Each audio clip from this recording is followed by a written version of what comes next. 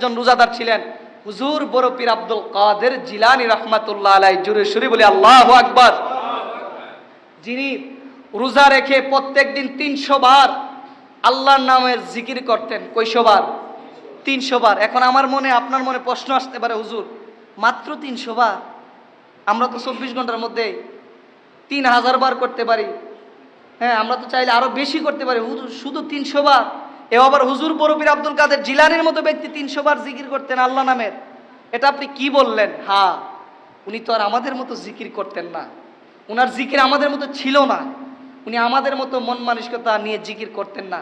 উনি যখন একবার আল্লাহকে আল্লাহ বলে ডাক দিত, একবার মালিককে মালিক বলে ডাক দিত, স্বয়ং আমার আল্লাহ আরশে মুআল্লাহ থেকে আমার হুজুর বড় পীর আব্দুল কাদের জিলানীর দরবারে এসে দেখা দিয়ে যেত। সুবহান। একবার আল্লাহকে ডাকলে আল্লাহর দিদার পাইতো। যখন আল্লাহর দিদার পাওয়ার পরে আল্লাহ যখন আবার গোপন হইতো, তখন তিনি আবার আল্লাহকে ডাকতেন, আল্লাহ আবার দেখা দিত।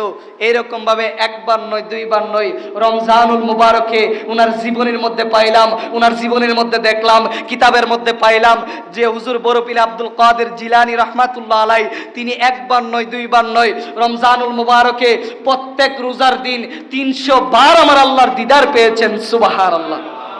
300 বার জিকিরের মাধ্যমে। তো ওনাদের জিকির কেমন ছিল? আর ওনাদেরকে বলা হয় আসাইমুল খুসুস, অর্থাৎ ভেরি ভেরি ইম্পর্টেন্ট রোজাদার, যাদের রোজা আমার আল্লাহ তাআলা এক চিলতে কবুল করে আল্লাহর দিদার দিবে।